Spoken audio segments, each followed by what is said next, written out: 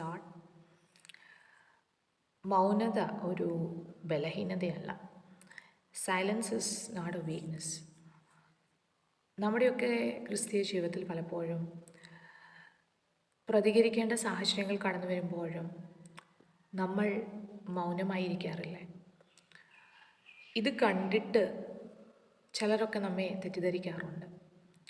നമ്മുടെ മൗനത കാണിക്കുന്നത് നമ്മുടെ ജീവിതത്തിൽ ഒരു കുറവാണ്, അല്ലെങ്കിൽ നമ്മുടെ ജീവിതത്തിൽ തെറ്റുണ്ട്, നമ്മുടെ ജീവിതത്തിൽ കുറ്റമുണ്ട്, അതുകൊണ്ടാണ് നമ്മൾ മൗനമായി ഇരിക്കുന്നത് എന്ന് ചിന്തിക്കുന്ന ചിലരൊക്കെ ഉണ്ട്. ഒരുപക്ഷെ ഒത്തിരി പ്രിയപ്പെട്ടവരെ കണ്ടേക്കാം. എന്നാൽ മൗനത ഒരിക്കലും ഒരു ബലഹീനതയല്ല. കർത്താവിൻ്റെ വചനം ഇങ്ങനെയാണ് പറയുന്നത്: മിണ്ടാതിരുന്ന ദൈവം എന്ന് അറിഞ്ഞുള്ളത്. ദൈവമക്കളെ, നാം ചിലയിടങ്ങളിൽ പ്രതികരിക്കാതിരിക്കുമ്പോൾ നമുക്ക് വേണ്ടി പ്രതികരിക്കുന്ന ഒരു സ്വർഗീയ പിതാവുണ്ട്. Praise God.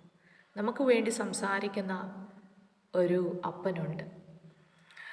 യേശു കർത്താവ് ആവർത്തിച്ച് വിസ്തരിക്കപ്പെടുമ്പോഴും മിണ്ടാതിരിക്കുന്ന ഒരു കുഞ്ഞാടിനെ പോലെ രോമം കത്തിരിക്കുന്നവരുടെ ഇടയിൽ കർത്താവ് മൗനമായിരിക്കുകയാണ്.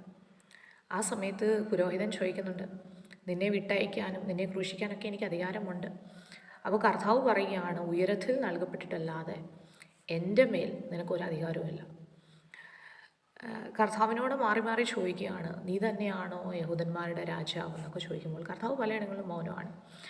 ആ സമയത്ത് ഈ അധികാരികൾ തന്നെ ആശ്ചര്യപ്പെട്ടു പോകുന്നതായിട്ട് ദൈവത്തിൻ്റെ വചനം നമ്മെ പഠിപ്പിക്കുന്നുണ്ട്.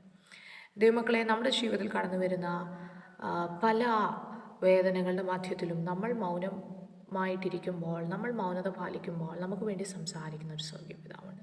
ഇന്ന് എന്നെ കേൾക്കുന്ന ആരോടൊക്കെ ദൈവത്തിൻ്റെ പരിശുദ്ധാത്മാവ് സംസാരിക്കുകയാണ്. അതെ, ദൈവത്തിൻ്റെ പൈതലെ, നിനക്ക് പ്രതികരിക്കാൻ പറ്റുന്ന പോലും നീ ഒരു പക്ഷേ ഇന്ന് മൗനമായിട്ട് നീ വേദനയോടെ ദൈവസന്നിധാനത്തിലായിരിക്കുന്നു. എന്നാൽ നിൻ്റെ വേദനയെ കാണുന്ന ഒരു സ്വർഗീയ പിതാവുണ്ട്. ആ കർത്താവ് നിനക്ക് വേണ്ടി സംസാരിക്കും. Praise Lord.